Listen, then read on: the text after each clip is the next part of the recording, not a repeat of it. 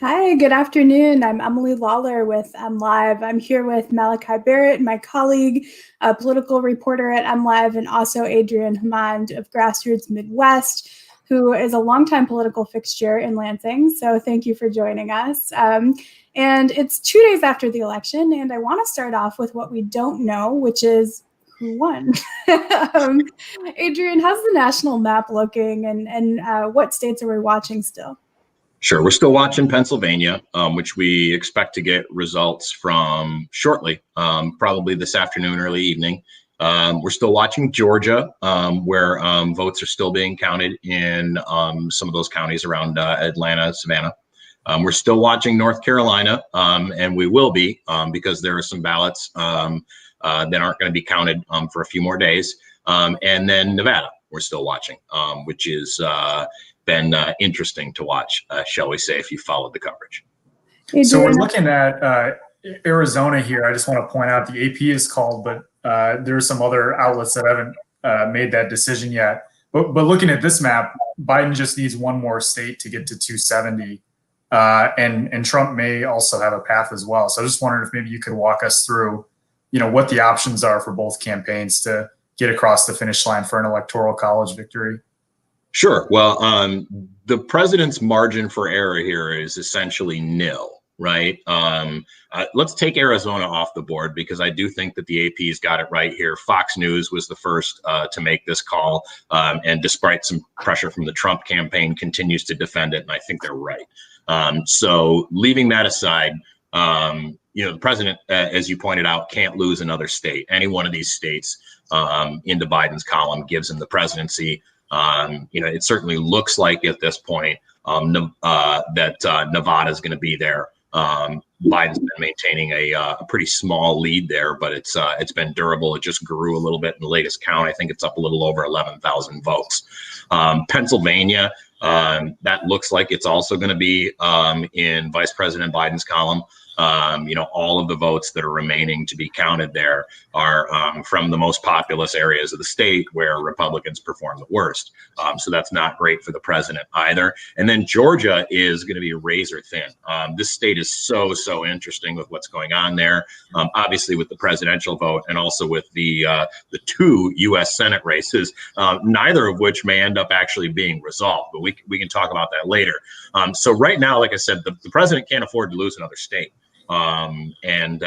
So I think as soon as we get another one of these calls here, that the tone of conversations is going to change a little bit. Adrian, before this election actually happened, in the days and weeks before, Democrats were extremely bullish about some of their chances, even in traditionally Republican states. They were in Texas in the last week, which is considered a Republican stronghold, and there was talk of that flipping. There was talk of getting Florida. Obviously, Georgia is still on the line here, but this map, may end up getting Biden to 270. But is this what Democrats were expecting or hoping for this cycle? No, of course not. I think the conversation in local and national media was about a coming blue wave. I think a lot of that was driven by the polling industry. I think that's something that we can talk about later in terms of not just how the polling industry did in the 2020 election, but how the polling industry has done now for the last three even-yeared elections. And I think Democrats thought that they had Republicans on the run everywhere, and they didn't. They got a lot of good wins in the election. There are a few things that are still to be decided, but there's a lot for Democrats to be happy about. There's a lot for Republicans to be happy about too. This was by no means, an overwhelming victory for either side. There's a lot of things that each side can kind of point to build on going into the next set of elections.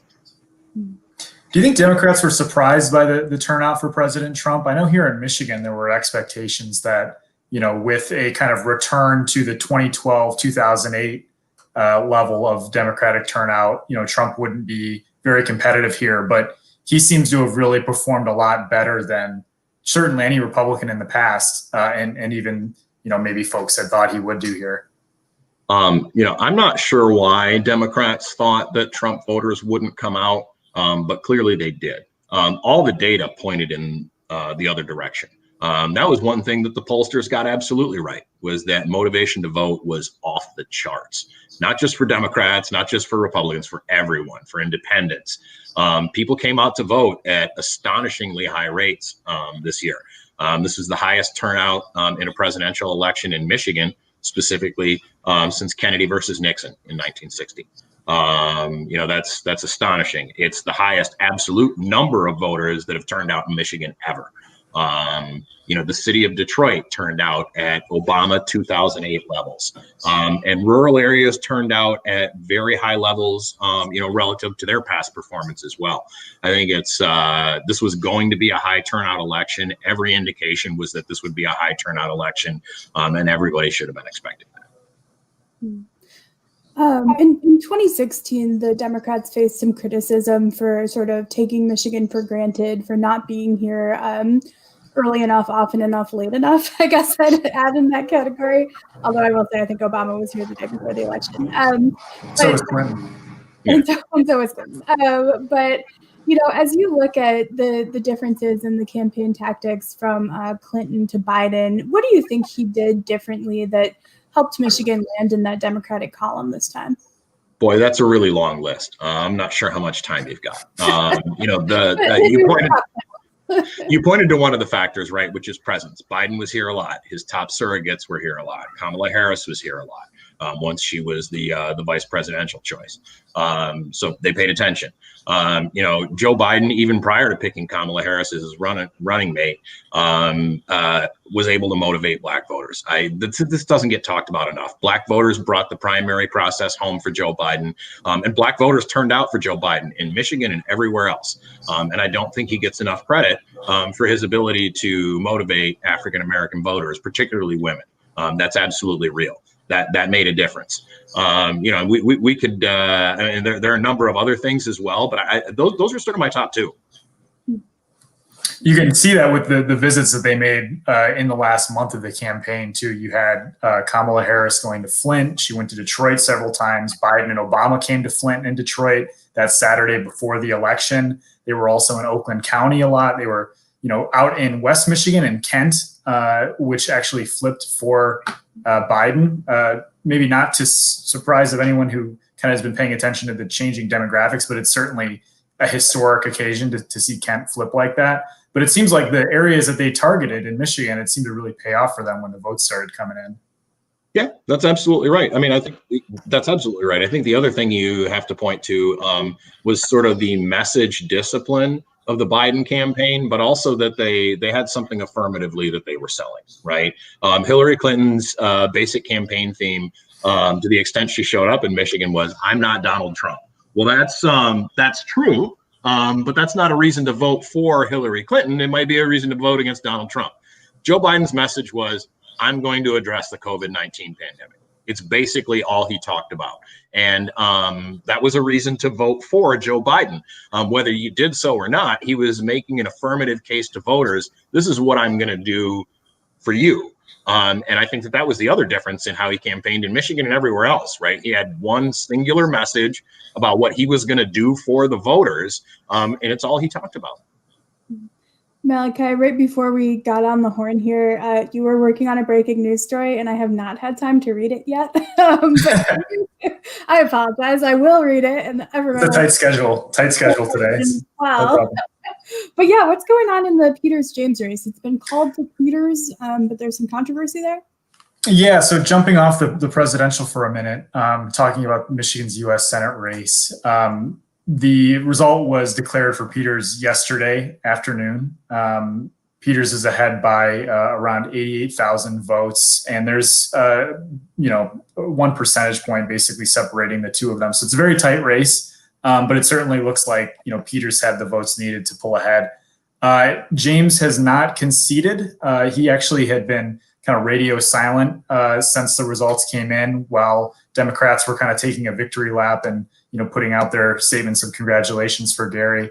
And today, actually about half an hour ago, the James campaign put out a statement casting some doubt on the election results. Kind of vague at this point, not entirely sure what they're alluding to, but saying that there's significant credible evidence to warrant an investigation. Not clear exactly how that's going to take form, if they're planning a legal challenge or asking for a recount. But the James campaign legal counsel was also at the Wayne County Board of Commissioners meeting this morning as they were certifying those results and kind of doing the autopsy of everything that went down on election day. And he raised a lot of these similar concerns, actually echoing some of the allegations and claims made by the Trump campaign and their lawsuit against the state earlier this week. That lawsuit that the Trump campaign filed was it's not going to be going anywhere. For one, he had tried to get the vote count stopped, and that process is over. But also the judge, didn't seem to believe the allegations had much merit. So not really clear, what exactly we're looking at moving forward. But James is not conceded in the race, and he seems to be casting some doubt on the result of the election, which certainly was a tight race. But all of the folks that we generally look to call races have said it's in Gary Peters' favor.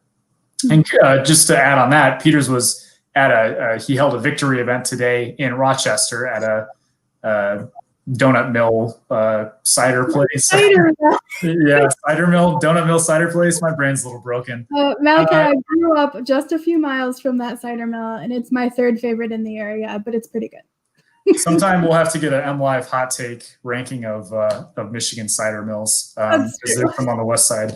But he held a victory event today, and basically he laughed out loud when we asked him about some of these allegations. He doesn't think there's any credible evidence. The James campaign again hasn't really provided any evidence to back up what they're talking about here. But as far as he's concerned, he's the victor, and they're kind of moving ahead, celebrating with some donuts and cider. So that's a 70,000 vote-ish difference between the two candidates. Adrian, how close is that in the overall picture? And do you see sort of a route for some sort of a challenge? In a word, no. I think the margin's a little north of 80,000 votes, if I'm not mistaken. About that. And no, to be blunt, that's well outside of recount territory. More than 1% is that's a lot of votes. Typically you can make up a very small number of votes in a recount, even a statewide recount. But we're talking, hundreds or maybe 1,000 or two. We're not talking about tens of thousands of votes. That's not real in a recount situation. And as Malachi pointed out, whether it's the John James campaign or the Trump campaign, I mean, we seem to be getting, speaking of message discipline, more or less the same message out of both, which is not related to any sort of hard evidence that they've been able to offer yet. There's been some sort of organizing in Facebook groups around some conspiracies that we've seen some reporting about, but there hasn't been any real hard evidence of any irregularities that's been made available by anybody that's making the accusations as of yet. And to your point on where would these votes come from to flip the result of the election? If we're focused on Wayne County in particular, where it seems like some of the controversy of, poll challengers at TCF Center that we've seen over the last couple of days is really concentrated. James lost that county by nearly 313,000 votes. He only picked up 30% of the vote there. So, if that's an area where they expect to pull a significant number of votes that could swing the election, I don't necessarily know if the math is going to work out there. I don't think that the math would work. I know we've got one gray county there. We're still waiting on Antrim. But the math wouldn't work even if all the votes in that county came in for James either, would it? No, not even close. It would be, I think, about 10% of what he'd need. So not even close. Interesting. So if we can drill down on some of these locations, the counties that you see little Fs on are ones that have flipped from the 2016 cycle. Adrian, did any of those surprise you? Not especially. In terms of the result, Muskegon County has been sort of trending the way of Republicans, particularly the more Trump-branded Republicans, for a little while. People think about the city of Muskegon, and that is quite blue.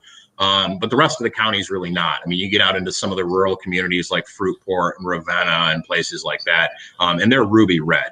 So the county's been trending that direction for a while. And I wouldn't say it's a huge surprise that tilted a little bit. And it's awfully close, right? It's sort of right in the middle of that realignment band.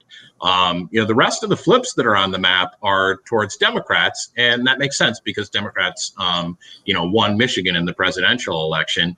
And if you look, Kent County has been sort of discussed ad nauseum in the run up to the election.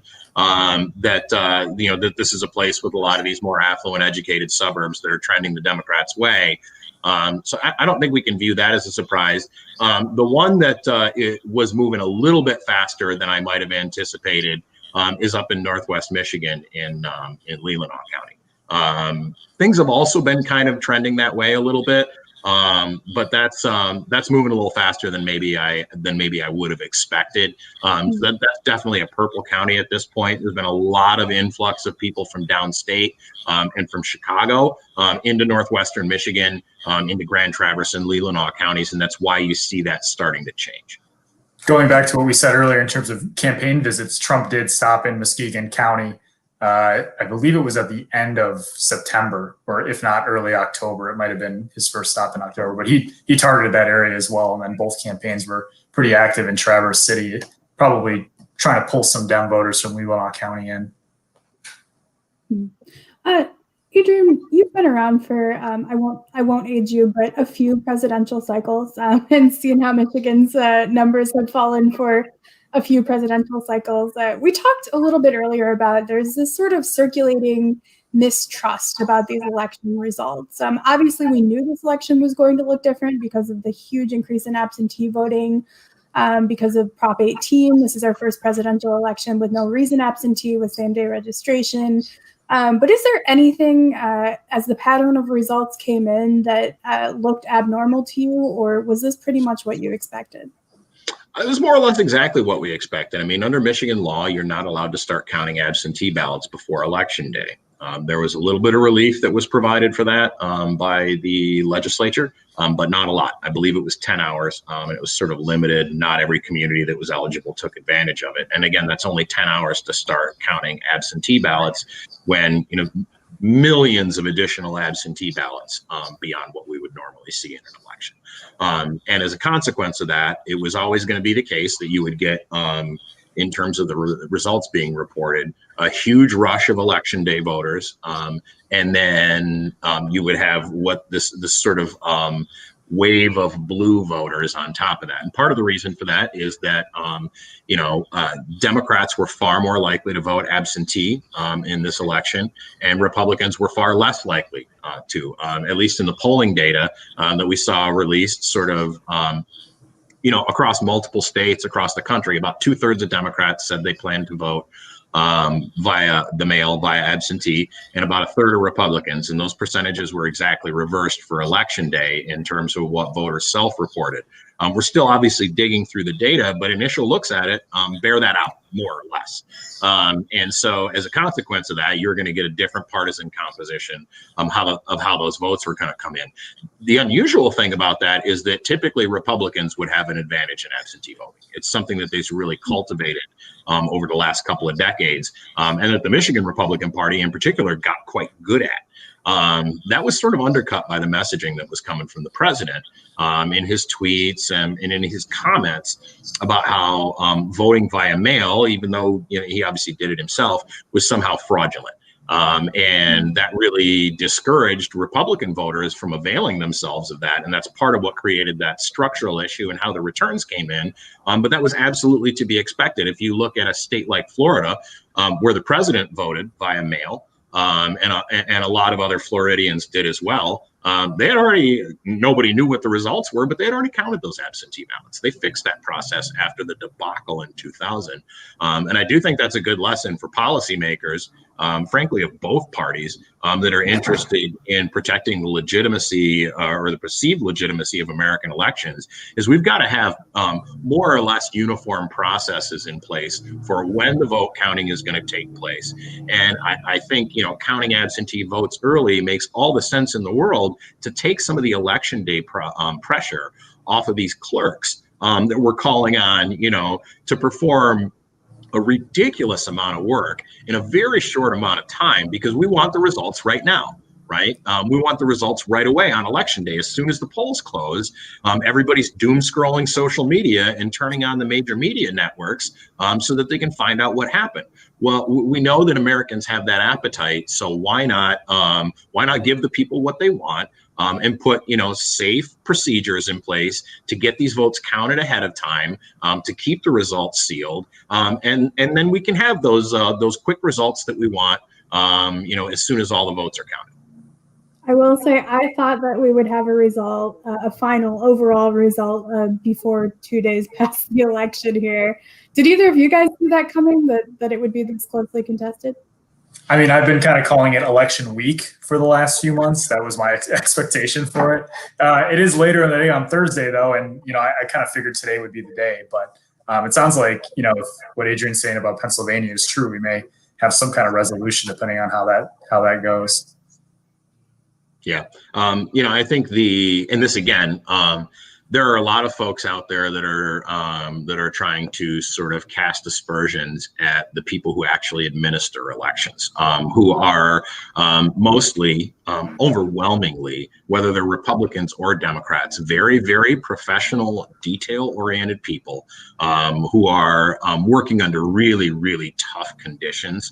And considering what some of the doom and gloom predictions were for how election week, as Malachi put it, could play out just in terms of the functions, right? The technical part of counting the vote.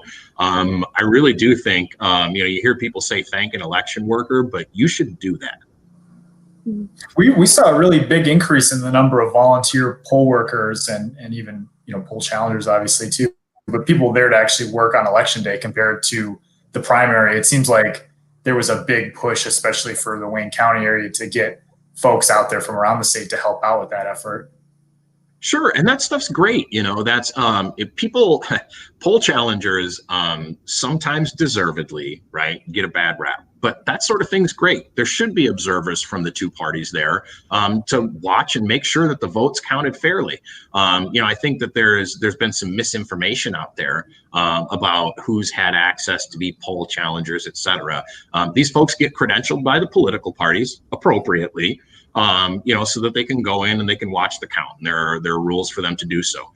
And Malachi, you're exactly right. We saw a flood of folks that wanted to do that work on both sides. We saw a flood of folks on both sides that wanted to volunteer to make sure that the election was administered properly. Did some of those folks have partisan reasons for that? Yeah, I'm sure a lot of them did, but that's how the process is supposed to work. And that's the fact that it's more or less working with a little bit of arguing around the margins and a little bit of disinformation around the margins, I think is an encouraging sign overall.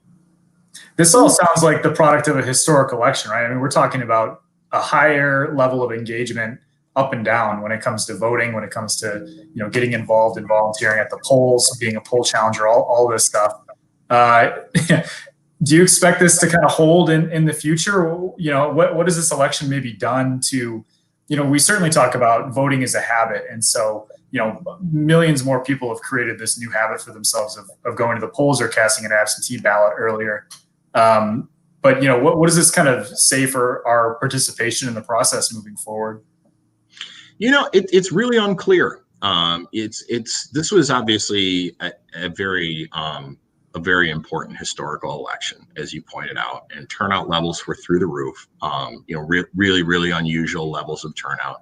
I don't know if you'll see that continue or not. We complained 20 years ago, 10 years ago about the overall really low level of voter engagement, and who knew that in order to get voters engaged, all you had to do was inflame them to the point of madness. But it worked, and a lot of people turned out and voted. I don't know that we're going to continue to see super high levels of engagement in voting. Remains to be seen. I think a lot of it depends on how the next couple of years go. Pretty clearly, part of what the verdict that's being rendered here by the American people, as Joe Biden sort of waits to pull out the last couple of states here. And with the states that have flipped is that people don't want to have to think about what's going on with national politics every day. Right.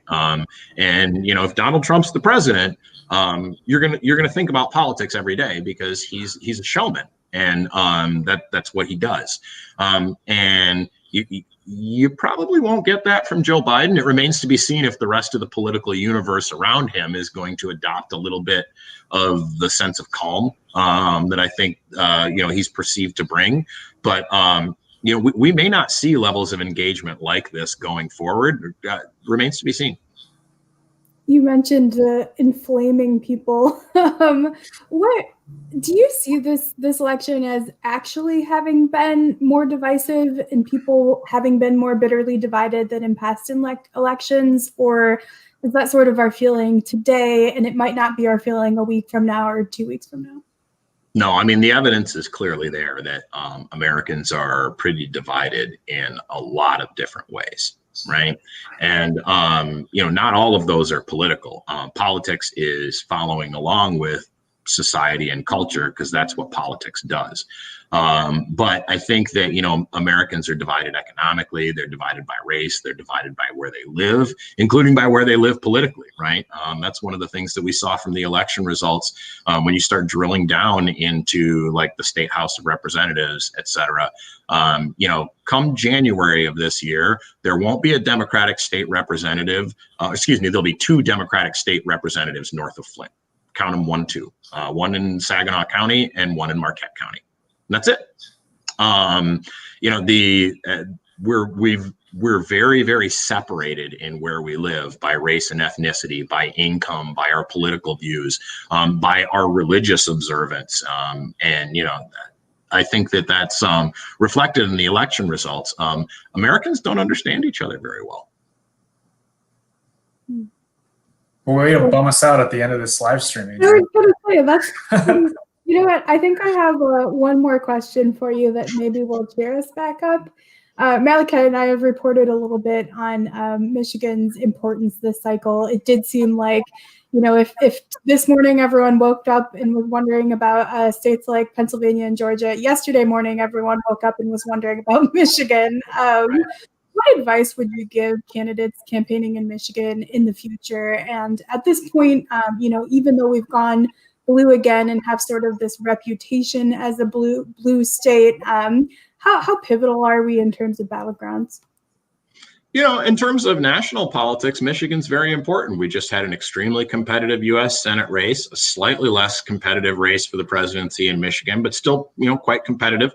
You know, so in terms of national politics, Michigan's very, very important, you know, at least for the foreseeable future. And that's partly because of, you know, the realignment that's taking place in the electorate is making the state a little bit more purple than it used to be. Well, I'll take important because that means that next cycle we'll still have reason to be here, although hopefully not 2 days after the election takes place. I think we could all use a good night's sleep right now and maybe some more caffeine. So, but thanks so much for joining us, Adrian. It's been fun doing these updates. I hope to know who the winner is nationally soon. But in the meantime, you can always come back to mlive.com for updates. We've been covering this race for, as Malachi put it, election week. So thanks for joining us. You bet. Thanks a lot. Thanks.